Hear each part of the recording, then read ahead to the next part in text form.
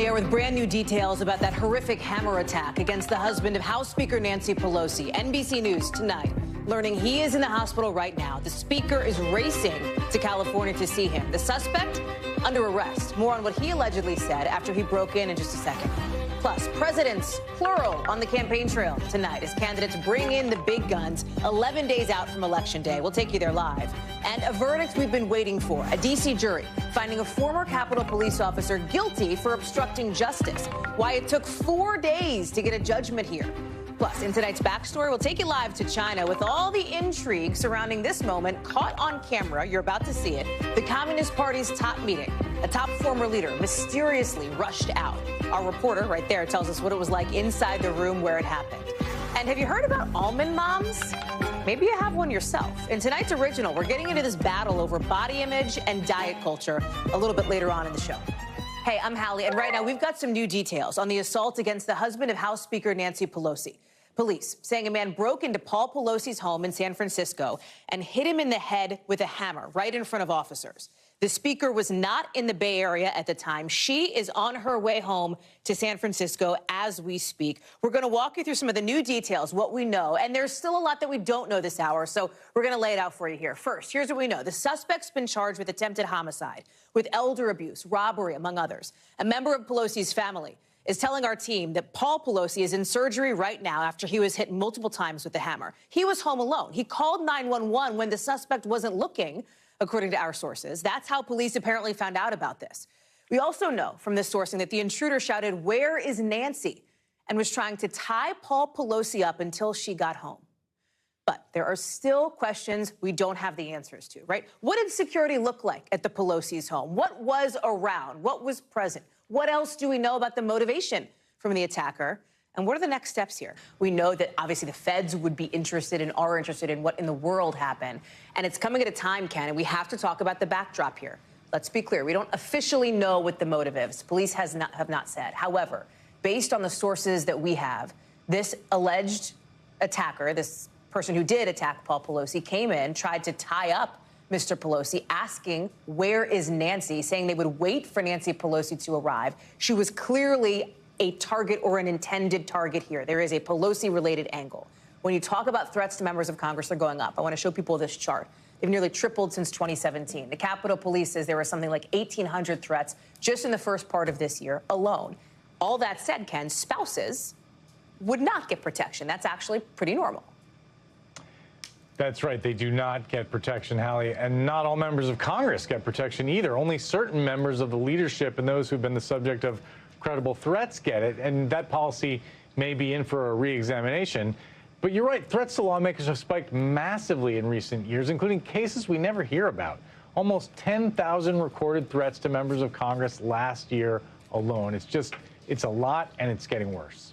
And here we are now, just 11 days from Election Day. When you talk, and you've been on the phone with your sources on the federal level, is there any sense that they are going to step up the sort of level of preparedness or alertness? I know it's already probably pretty maxed out as we get close to Election Day, but give me your sense on that. It's a hard question for them to answer. It's mostly a state and local problem, frankly. Yeah. But yes, the FBI is very focused on extremism and the outgrowths of extremism all over the political spectrum. But, you know, these are really difficult cases, these threat cases. I mean, often they're anonymous. They're disguised with encryption or bogus email. And, you know, there's been actually relatively few prosecutions compared to that vast number of threats that we've seen. It's a real challenge, Hallie. You know, you look at on the political spectrum here, there has been, and there has been full-throated condemnation of this attack against Paul Pelosi from some Republican leaders, right? Kevin McCarthy reached out to Speaker Pelosi, or had been planning to. Did I say Senator House Minority Leader Kevin McCarthy, Senator Mitch McConnell, same thing, right? I mean, on both sides of the aisle, you are seeing people condemn the violence. There was also, right, and there was this moment from the Republican governor of Virginia, Glenn Youngkin, who's been out on the campaign trail stumping for conservative candidates. I'm just going to play it. I want people to hear it, and I want you to hear it. Watch. Speaker Pelosi's husband, they had a break-in last night in their house, and he was assaulted. There's no room for violence anywhere, but we're going to send her back to be with him in California. That's what we're going to go do. That's what we're going to go do. So from the governor, a reference to Paul Pelosi in the broader context of this election pre-night fight, right? This battle for control of the House and Senate. Youngkin's team, our team reached out to their team. They say he was certainly not joking. They reject any suggestion that he was kidding about violence. They say that he is obviously wishing Paul Pelosi a full recovery here. It does speak to this moment that we are in, Ken, where we are coming up to the election and you have these threats of violence or actual violence against people connected to top political leaders. Yeah, that's right. And so what you saw there is he condemning it with one backhanded phrase and then going right back to demonizing his opponent with the kind of rhetoric that inflames violence. And it's ongoing. I mean, just today, Hallie, a man pleaded guilty in federal court to threatening to kill another member of Congress, Representative Eric Swalwell of California. The U.S. attorney in Manhattan in that case said that these kinds of threats undermine common decency. And, you know, election officials are quitting their jobs left and right amid all the threats. The FBI is investigating at least 110 cases of those, and other officials are at risk as well. A man with a gun was arrested outside the Maryland home of a Supreme Court Justice, Brett Kavanaugh, in June. I mean, I don't mean to sound grim, Hallie, but law enforcement officials I speak to worry that it's only a matter of time before a government official is killed. It's horrific to even have to think about or contemplate, Ken. I appreciate you being on this beat. I know you'll remain on this beat in the 11 days until Election Day. I appreciate it. President Biden says he has talked with Speaker Pelosi to express his support, saying he condemns all violence as he gets ready to head to Philadelphia to raise some money for the candidates in Pennsylvania, right? As Democrats are pulling out their biggest break-in case of glass option in this scramble to hold the House and Senate with 11 days to go. Former President Barack Obama, okay, he's going to be in Georgia tonight with Senator Raphael Warnock and gubernatorial candidate Stacey Abrams in Atlanta. It's part of this blitz over the next week that's going to take the popular former president to Milwaukee, Detroit, Vegas, just to name a few. I was in Georgia on assignment a couple days ago, and I asked Senator Warnock what it means to have the former president with him on the campaign trail. How important is it to you that former President Obama will be here on Friday by your side? Well, at the end of the day, one of two people will sit in the seat, either me or my opponent. I look forward to connecting with the former president in a couple of days. And what's more important, or continually important, is that I continue the conversation that I've been having with the people of Georgia about our work to pass the single largest tax cut for middle and working class families in American history. Ellison Barber is at that event in College Park, Georgia. And Ellison, you know, we know why former President Obama is there, to try to boost turnout, and specifically to try to boost turnout among black, urban, and young voters who do not seem all that jazzed to cast a ballot compared with other demographic groups. Talk me through what you're seeing, what you're hearing on the ground there. Yeah, so this event is going to get underway in just a couple of hours, about 2 hours. And the line, you can see some of it behind me. There are thousands of people who have come here to listen to President Obama speak. I mean, we have video of this line where it just wraps around the building. So they've drawn a huge crowd here. And that's really what Georgia Democrats were hoping for, right? You look at the polls in this state, early voting numbers, they are at record highs. They are just smashing all of the records from 2018 and even some from the last presidential election. But then you look at the polls in these races, and particularly the Georgia Senate race, which I've been focused on covering.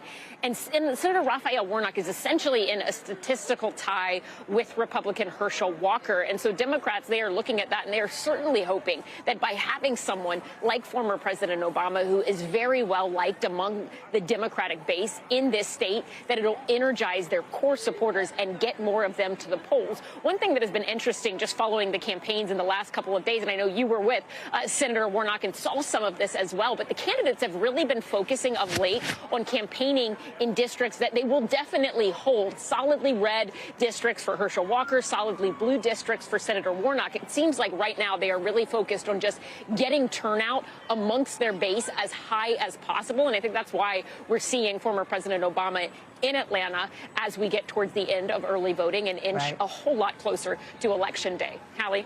What's interesting is both parties are pulling out all the stops as it relates to current and former presidents. So it's not just Barack Obama who's going to be in Georgia. You've got President Biden and Vice President Kamala Harris, who will be in Pennsylvania tonight, hoping to give a boost to Lieutenant Governor John Fetterman there, to Josh Shapiro, the gubernatorial candidate. On the Republican side, you have former President Donald Trump set to hold a series of rallies, including one in Florida this weekend. Interestingly, not with Ron DeSantis, but Marco Rubio. We showed a map of some other cabinet members from this current administration who are fanning out across the country. It is crunch time, right? And the hope is that as people are increasingly paying attention as it gets close to Election Day, some of these events might move the needle. Yeah, and in Georgia particularly, I think we're seeing a lot of heavy hitters from both sides of the aisle, but heavy hitters at the national level. And I think the big argument that we're hearing in the final days from both sides is this idea that it is bigger than just one race. They're bringing these big national figures down here because they want their voters on both sides of the aisle to know what is at stake, particularly in the Senate race, which is control of the United States Congress. And we're hearing a lot of these bigger picture arguments about the future of the country, future control of Congress and where it goes from here. And I think we are seeing more and more national figures on the trail, in part because they're trying to drive that argument home among voters, particularly in a state like Georgia. And, like, by the way, it's not like it's all about election night. Voters are voting early where you are and in Pennsylvania and in a lot of these key states across the country. So, like, you know, any day, right, is kind of like a mini election day from now till then. Ellison Barber on the campaign trail. We'll talk to you, I am sure, again on Monday. Appreciate it. To Twitter now, where Elon Musk is just announcing just this afternoon this creation of a content moderation council for Twitter on his first full day in charge of the company. He has changed his Twitter bio to Chief Twit. That's what he said. Don't come at me. He says no big content decisions or like reinstating of accounts will happen before this content moderation council convenes, right? Basically a group of presumably quote unquote wise people who would be making some of these decisions about who's allowed to tweet or not. If you don't like Twitter's content moderation policies under the old bosses, you are probably celebrating today. Remember, before Musk took over about 24 hours ago, it was a public company. That means there were shareholders. That means there was a board. There was a stock price. Well, now it's private because it's Musk's for $44 billion. And one of his first acts when he took over, firing people, the top executives. Another promise he has made is about restoring former President Trump's account. But Mr. Trump is not exactly jumping at the offer. He says on his own social media platform, Truth Social, that it looks and works better for him. By the way, it also has a fraction of the reach of Twitter, so we'll see how that shakes out. The Washington Post today also reporting Twitter is now seeing more anonymous trolls posting racist slurs and memes since Musk took over. I want to bring in Julia Borston now. And let's start with the sort of latest on this today. We know that Musk was maybe going to hold a town hall with Twitter employees. I think a lot of Twitter employees were eager to hear what their new boss, who showed up with like a sink the other day, might have to say to them, because there are real questions about content moderation, about free speech, and about what the platform looks like moving forward. And also how many employees he's going to lay off. There were, at one point, reports that he was going to lay off 75% of Twitter employees. He then just said, no, we're not going to be laying off that many people. I actually think it would be hard to keep the platform operating with just 25% of the staff. But in terms of this content moderation panel, what I think is so interesting here is it's an acknowledgement that he needs to put up guardrails to prevent too much hate speech on this platform. And that is because Twitter is an ad-supported platform, and brands do not want to have their content, their advertising, next to offensive or inappropriate content. And so I think this is, for many, maybe a surprise, who thought that Elon Musk would be, you know, going fully into this free speech world, but it's an acknowledgement of the realities of doing business. When you look at the realities of doing business, the reality of Twitter is that its user base is smaller.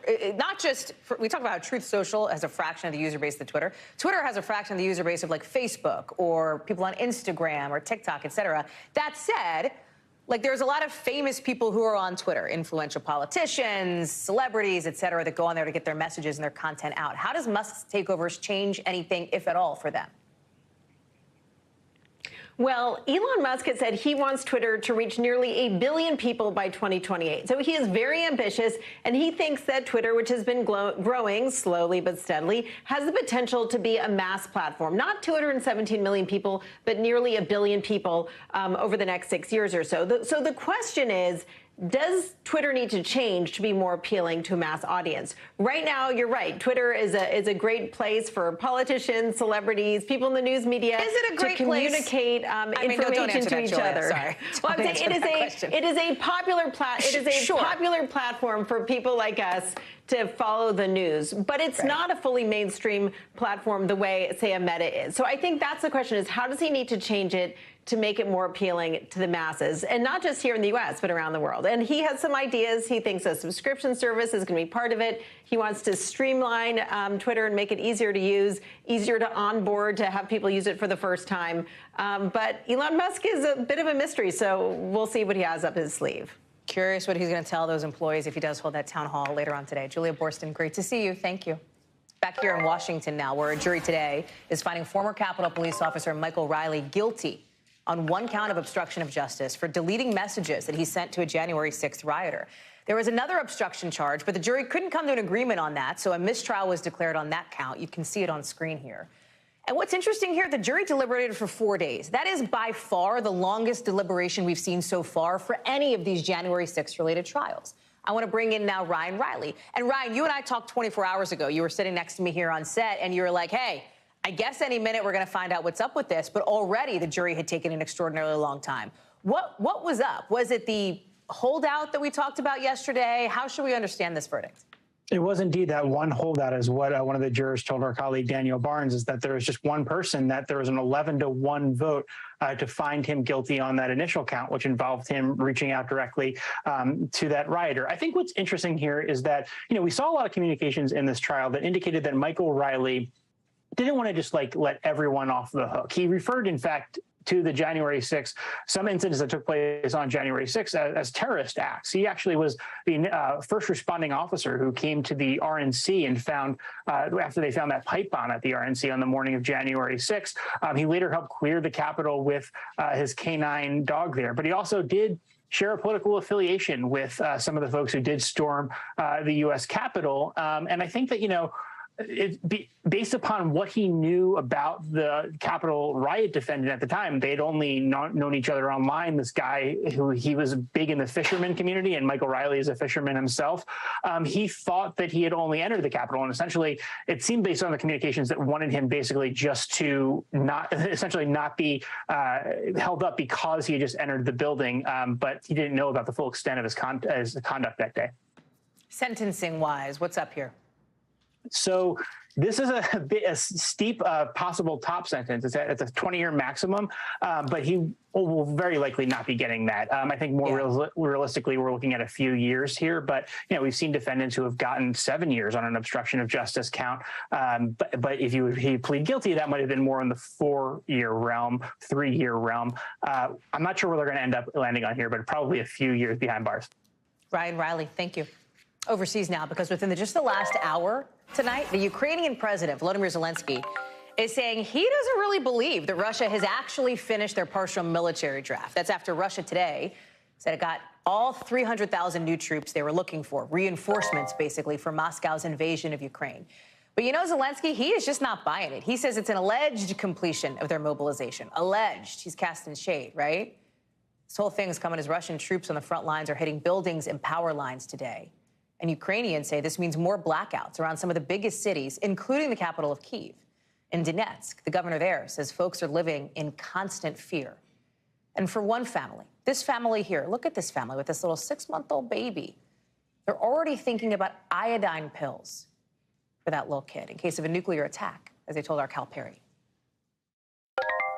I called the doctor, to the baby doctor, and asked what's the dosage for her in this case. We need to have some plan because we need to be prepared. Cal Perry is joining us now. And Cal, you spoke with that family, and I want to start there because in the midst of seeing, Russia's nuclear drills this week, leaders talking about nuclear threats, there are human people, right? Moms and dads and babies and kids and grandparents, et cetera, who are living this. Absolutely. And look, I'll pull the curtain back. We love to do that. It was you and your show team that started this conversation, right? What is it like for young parents? What is it like if you have an infant at home, if you have kids at home, and you're having what is a fairly absurd conversation about what do I do if there's nuclear war? And we wanted to impress upon the viewers, this is a conversation that people are having here on an everyday basis. The only setup you need is that baby Nika is 6 months old, born 2 months into the war. It's hard to imagine the stress of having a baby during this war. I will also add that it made our day hanging out with baby Nika because it's just a thing we don't get to do very much, right? The whole crew loved it. Anyway, we wanted to know, do you have a plan? And wanted to talk to young parents about that extra level of stress. Here's a little bit of our conversation. Take a listen.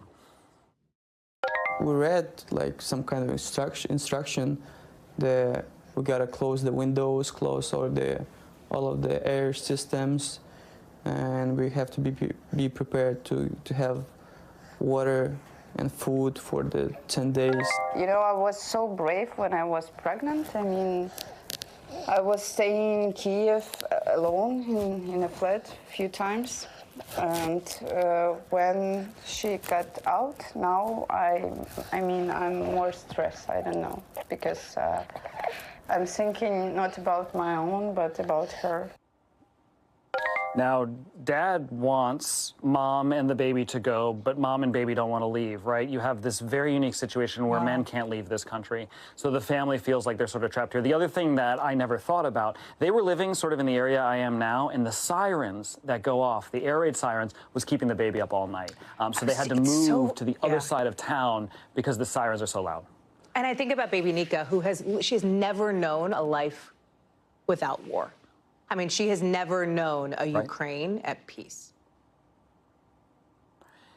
And her life will be defined in many ways, right? When her parents tell her about how she grew up. All of our parents talk about when we were babies, right? But her story is going to start with when you were a baby, the Russian tanks were surrounding the hospital, and I didn't know if I was going to give birth. Mom delayed giving birth because she was so stressed the doctors were worried about the health of the baby. And as she was stressed, the Russian army was encroaching on this city. It is hard to imagine, even though it was only 8 months ago. But that's what Nika's going to hear when she's older as a teenager. You were born in a European war that we never thought would happen.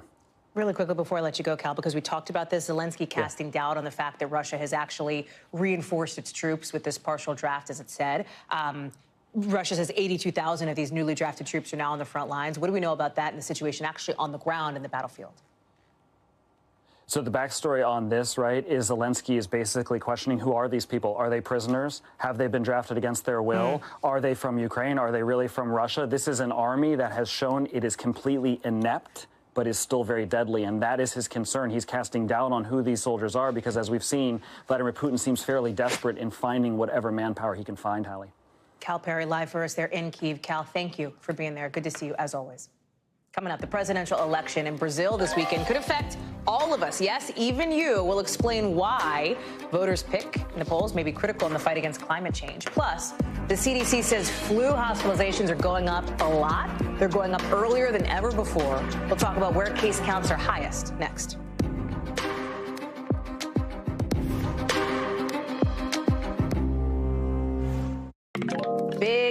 Big spike in the number of people going into the hospital with the flu in this country. We're finding out today.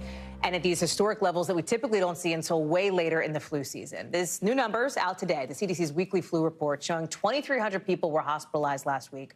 One child died, too.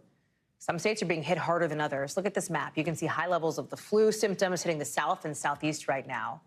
Look at the same goes for New York City, New York State, and D.C. Flu is not the only thing doctors are worried about. RSV is up also, particularly among kids.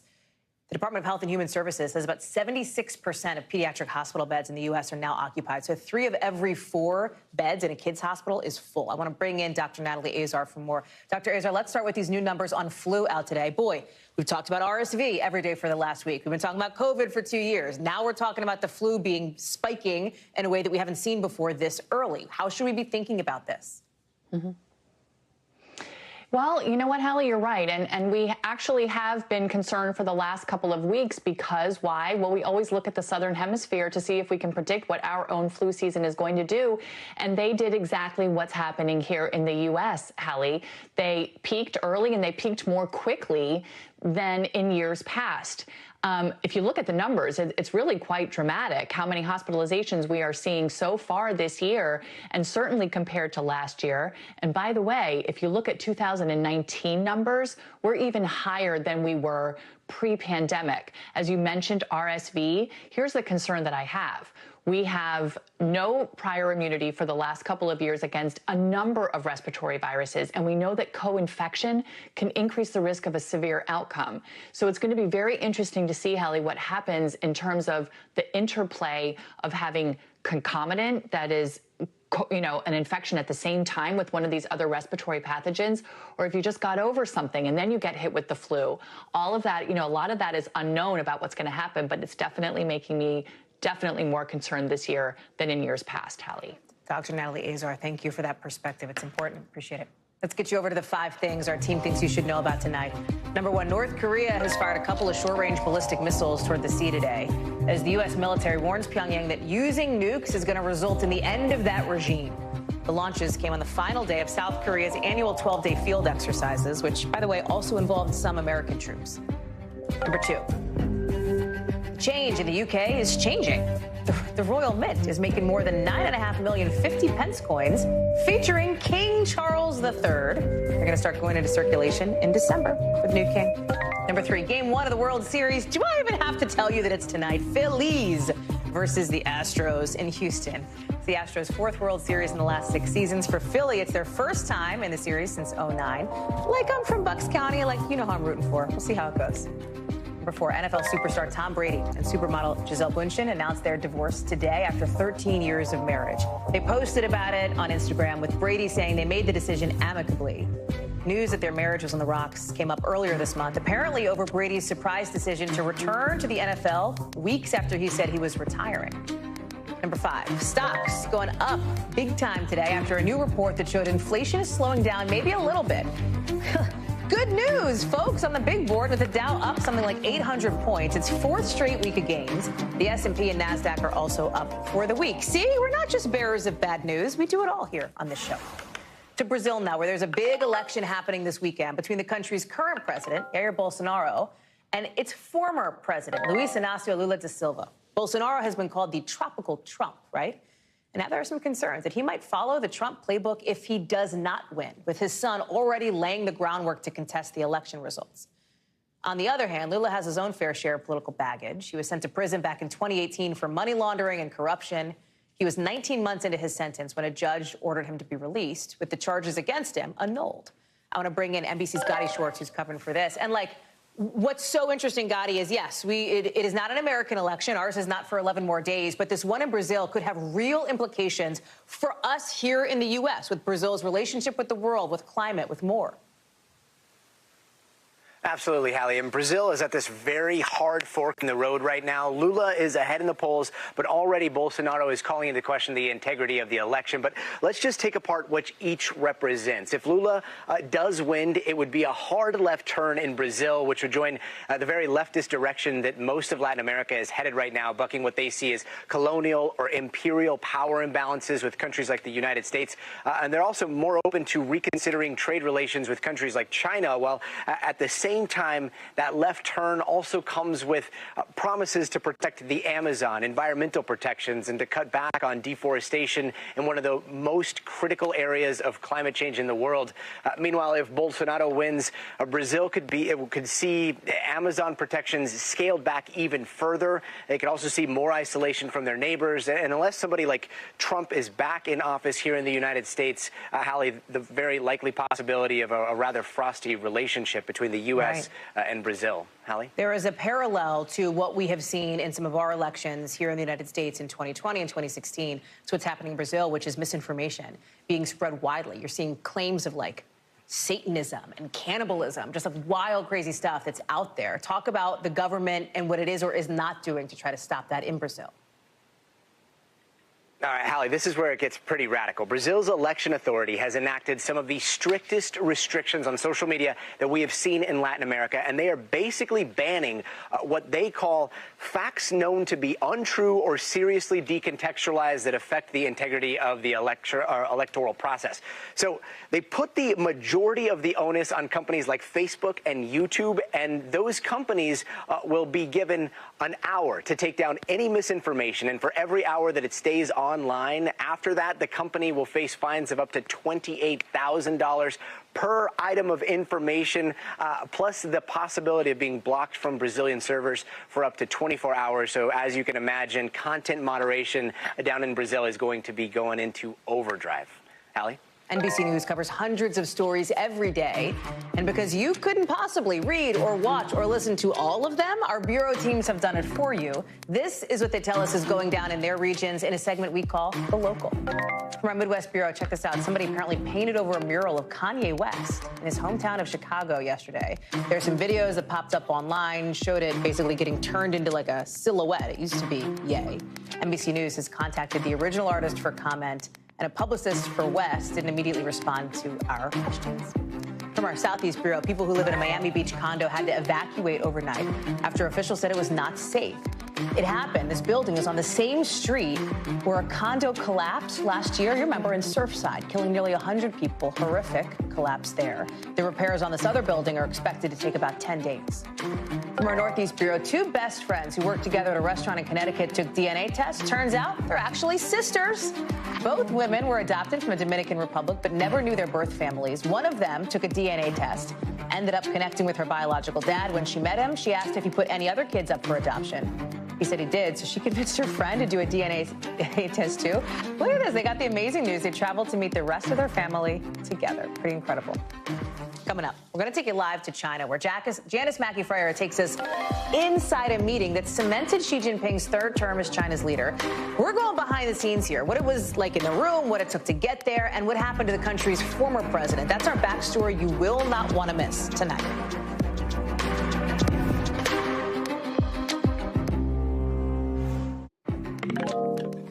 Time now to get the backstory, our behind-the-scenes look at how a story comes together and how it fits into our bigger picture. And right now, there is a lot of intrigue over what happened to Hu Jintao, the former Chinese president before Xi Jinping, after this video came out this week. Look at this. So it's him getting escorted out of this high-level Communist Party meeting about a week ago. He's like, look at this. He's like lifted up from his chair by his arm. He's kind of looking around. You don't know what they're saying, but he clearly wasn't really expecting this. He kind of looks reluctant to leave, but ultimately he does. He is escorted out. This is it. Chinese state media tweeted he left because he was sick, but that scene of him leaving, that did not appear on Chinese state media. It is also not being talked about on their social media platforms. And as President Xi steps into his third term, some experts think this public display is basically Xi sending a message that he's tightening control even more. Our Janice Mackey-Freyer was in the room when this all went down. She gives us a behind-the-scenes look at the backstory. Xi Jinping's grip on power is tighter than ever. I was there as he cemented his third term as leader at China's Communist Party Congress. It's rare for journalists to be this close to China's most powerful leader in recent history. It started over a week earlier at a fenced-off hotel in Beijing, where we had to quarantine before going into the Great Hall of the People. With their zero-tolerance COVID policy, we did multiple PCR tests, all dining done behind barriers, masks mandatory. The next day, the official opening press conference. The people giving it appeared only on a video screen. Most of the foreign journalists here are actually visitors, part of a program organized and paid for by the government to get more China stories out into the world. Pierre Chamet works at a newspaper in Cameroon. He told us how he's come to admire China, its development, and Xi as a leader. Much of Chinese politics operates behind closed doors, making big political gatherings like this closely watched.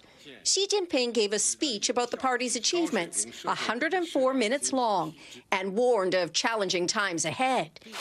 The biggest applause when he said Taiwan will be a part of mainland China, even if it means taking the island by force. Xi didn't mention the U.S. by name, but said security and safety at least 70 times.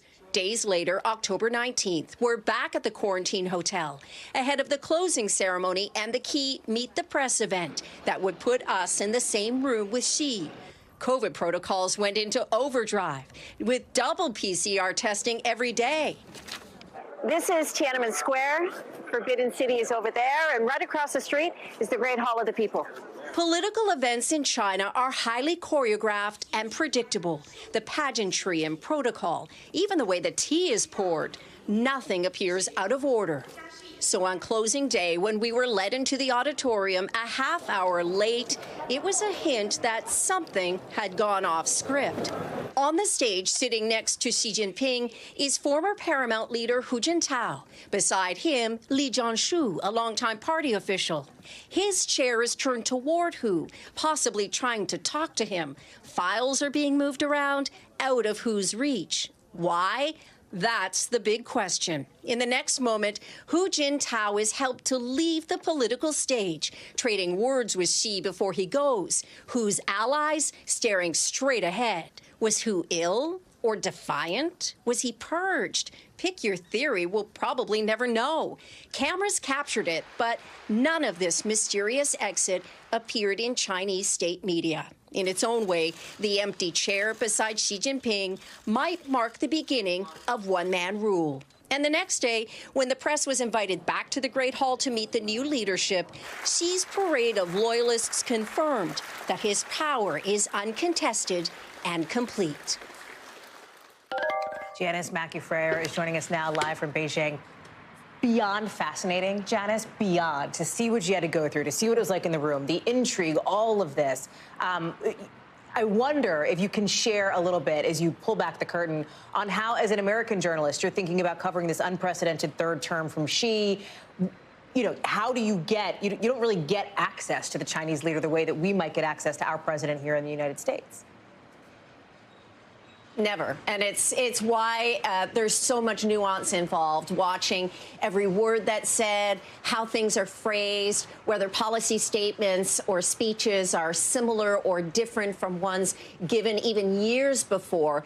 Even body language is being analyzed. And Hallie, that will probably become more important in the years to come as Xi Jinping's singular dominance moves China more toward political uncertainty, where so much power, all the power really, lies with one person.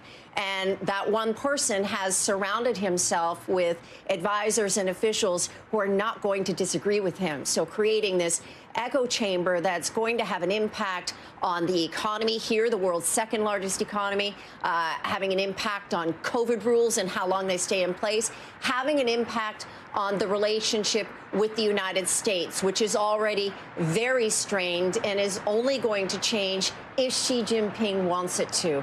And because of this fixation that's necessary for every move and word, it's why those few moments around Hu Jintao were so remarkable. You know, were we supposed to see it? Was it planned that way? Because if we weren't in the room, we would have never known that it had happened, because not a frame of it appeared on Chinese state media. On the news that night, you saw Hu Jintao. It's not like he was erased from all of the coverage. But there he was beside Xi Jinping, and then all of a sudden there was the empty chair, and there was never any explanation.